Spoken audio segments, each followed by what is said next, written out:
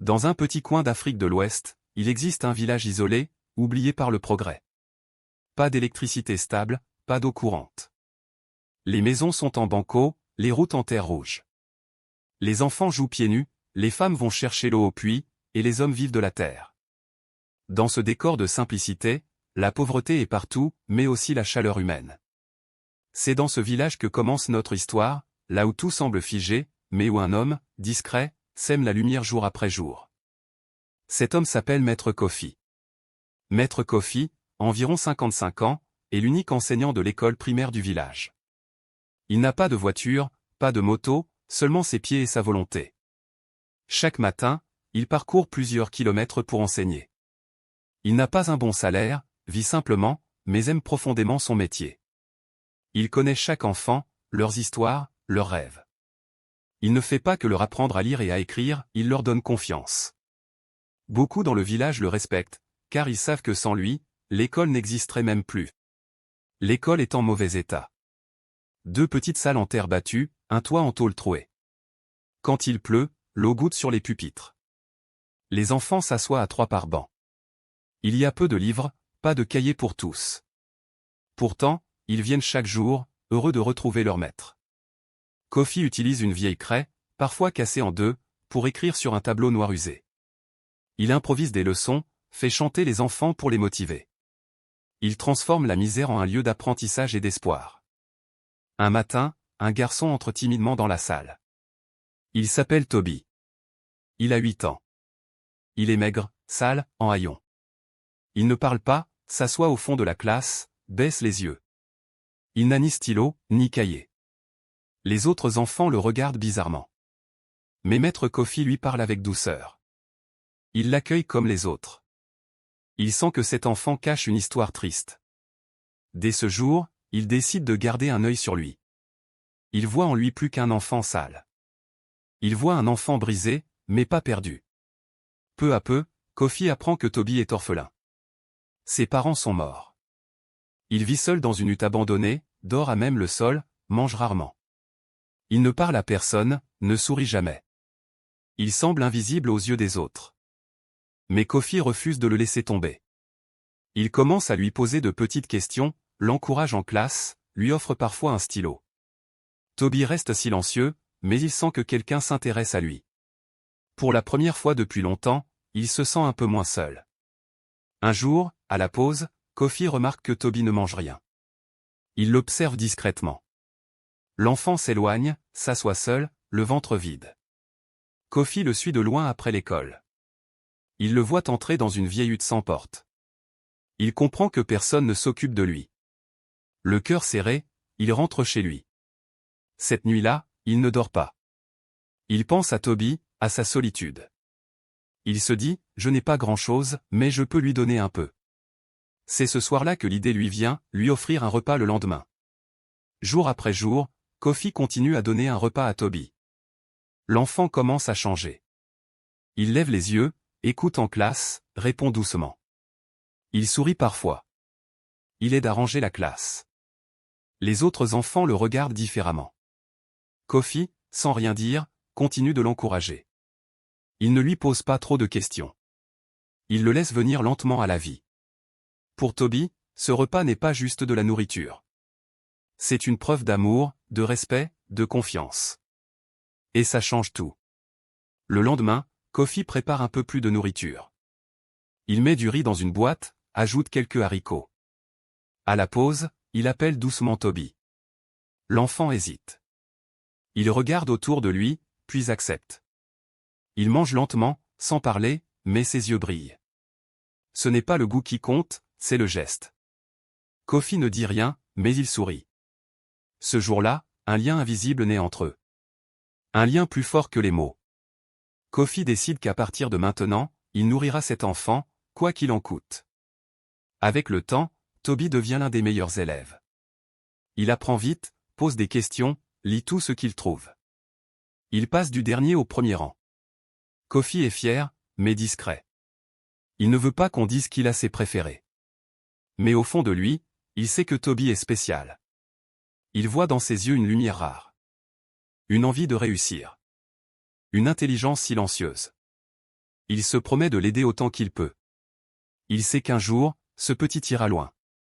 Toby termine l'école primaire avec d'excellents résultats. Kofi prend sa plus belle plume et écrit une lettre à une école de la ville. Il explique la situation de Toby, sa pauvreté, son talent. Grâce à sa réputation, l'école accepte de l'accueillir avec une bourse. Le jour du départ arrive. Kofi donne à Toby une chemise propre, un vieux sac, et un petit mot, « Crois en toi. Tu es destiné à de grandes choses. » Toby pleure. Il serre la main de son maître, puis s'en va. Le jour du départ, Toby arrive tôt, vêtu de la chemise que Kofi lui a donnée. Il tient son vieux sac contre lui. Les enfants du village le regardent, certains jaloux, d'autres admiratifs. Kofi l'attend devant l'école, l'air grave mais fier. Il serre Toby dans ses bras, longuement. Travaille, reste humble. Et surtout, n'oublie jamais d'où tu viens. Toby monte dans le bus. Par la vitre, il regarde son maître disparaître au loin. Dans son cœur, une promesse se grave, revenir un jour, et rendre hommage. À la ville, tout est nouveau pour Toby. Les bâtiments, la foule, le bruit. Mais il garde la tête froide. Il travaille dur, étudie tard, évite les mauvaises fréquentations. Grâce à sa bourse, il termine le collège, puis le lycée. Il reçoit une autre bourse pour l'université. Là-bas, il découvre l'informatique, les affaires. Il crée un projet, puis un autre. Il tombe, échoue, recommence. Mais il n'oublie jamais ce que Kofi lui a transmis, ne lâche jamais. À 30 ans, Toby lance une application mobile qui résout un grand problème pour les petits commerçants. Le succès est rapide. En 2 ans, il devient l'un des entrepreneurs les plus riches du continent. Les médias parlent de lui, les jeunes le prennent pour modèle. Mais lui reste discret. Il n'oublie pas son passé. Il sait que sans un homme, dans un village perdu, il ne serait rien. Il commence alors à chercher ce maître qui a tout changé. Pendant ce temps, au village, Kofi est toujours là. Il a vieilli. Ses cheveux sont devenus blancs. Il enseigne encore, avec la même passion. Rien n'a changé autour de lui. L'école est toujours en ruine. Mais son cœur est en paix. Il pense souvent à Toby, se demande ce qu'il est devenu. Il n'a pas de téléphone, pas d'internet. Il vit loin du monde moderne. Pourtant, il ne regrette rien. Un matin, alors qu'il prépare la classe, il entend une radio grésiller. Une voisine l'appelle, « Maître Kofi. Viens écouter. » Il s'approche, tend l'oreille. Une voix parle, « Je dédie mon prix au maître qui m'a nourri, soutenu, sans jamais rien attendre. » Kofi écarquille les yeux. C'est Toby. Il reste debout, figé, puis s'assoit, ému. Les larmes lui montent aux yeux. Son élève ne l'a pas oublié. Quelques jours plus tard, un 4x4 arrive dans la cour poussiéreuse de l'école. Les enfants crient, courent. Un homme élégant descend, suivi de journalistes. Il cherche Kofi. Quand il le voit, il enlève ses lunettes et dit, « C'est bien vous, maître Kofi ?» Le vieux professeur le fixe et le reconnaît. C'est Toby. L'enfant qui l'a nourri. Ils tombent dans les bras l'un de l'autre. Le silence est lourd d'émotion. Les larmes coulent. La nouvelle se répand dans tout le village. Toby est revenu. Le petit orphelin est devenu milliardaire. Mais il n'a pas oublié son maître. Il visite l'école, touche les murs fissurés. Il regarde les pupitres usés.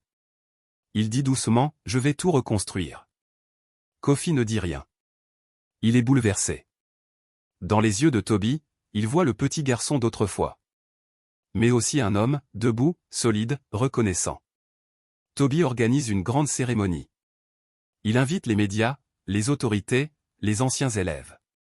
Il monte sur scène et dit, « Je ne serais rien sans cet homme. Il m'a donné à manger quand j'avais faim. Il m'a tendu la main quand tout le monde m'ignorait. » Il remet à Kofi un trophée symbolique, une enveloppe, et annonce, « Cette école va devenir la meilleure du pays. » En son nom.